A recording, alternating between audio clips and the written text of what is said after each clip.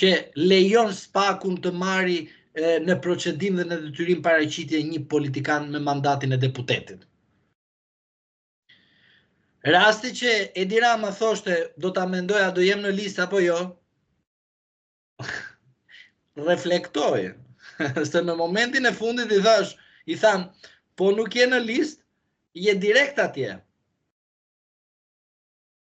Sepse mentaliteti i këtyre është ajo smundja që e kam thënë. Erë një paprekshëm, Edi Rama ende mendoj që është i paprekshëm, por ai nuk e kupton mënyrën se si ne punojmë si shtet dhe si kombë dhe si popull. Nesër të del ty një pushtet tjetër opozitar, që nuk është Sali Berisha, është dikush tjetër, do të marrë karriken, nuk do pyesi mo është Edi Rama, Altin Dumani apo njëri tjetër, do filloj të godasi, se s'ka që t'i bëjmë Edi Rama. Se Edi Rama i ka prekur të gjithë, i ka shtrydhur atë që ka rreth vetes. Nuk ka më çfarë energji ti sjellë atyre dhe t'i japin ata atit. Por ai që mendon të marrë dhe mandatin e 4 e bën vetëm për këtë qëllim, që edhe sikur ta marrë mandatin e 4, përsëri nuk ka çfarë të bëjë me atë mandat, sepse në Bashkimin Evropian nuk shkon kur pa opozit. Nuk shkon në Bashkimin Evropian, nuk i mbyll negociatat, se nuk ka perëndimor të besoj ty që merr 4 mandate dhe ai që është presidenti i Francës me zor merr një mandat dhe ai që është i Gjermanisë me koalicion merr mandat dhe ti na dole me 80 mandate nga del ti, thot ai. Se mirë, ma jep edhe mua sekretin që të shkojnë të marrë dhe 20 mandate të fus në Bashkimin Evropian. Mendoni ju se ka budallë në Bashkimin Evropian që do të hapin negociatat, do t'i mbyllin brenda 4 vite?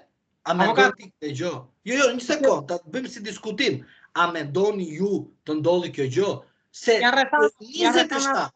janë rrethana gjeopolitike.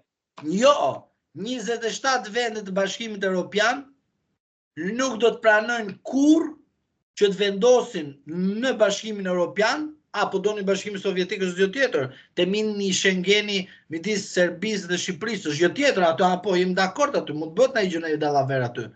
Po nuk ekziston vendet e Bashkimit Evropian dhe kur ka qeveri edhe aty që janë ditë për ditë përballën me zgjedhje të parakoshme, të pranojnë Shqipërinë dhe Edi Ramën në Bashkimin Evropian dhe duke bërë edhe duke mbyllur kapitullit brenda 5 minutash.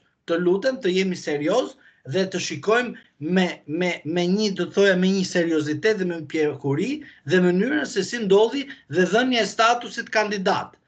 Pra, hapja e kapitujve. A na thoshte çdo 4 vite do hapen kapituj dhe ku arritëm me zor u hapën sepse filloi një Biden, një plak atje, një matuf atje dhe bërë një luftë me të artificiale me Ukrainën, që sot na del Trumpi dhe na thot që po bë bixhoz ti luftën e tretë botërore, më zotri, kush je ti më? Ukrainat na bëjnë ne të flasim me veten. Prandaj po të them që të jemi realist dhe të themi të vërtetën ashtu siç është, nuk ka Bashkim Evropian para 2030-s, ka negociata, ka kapituje të cilët do të mbyllen kur do të jenë plotësuar kushtet.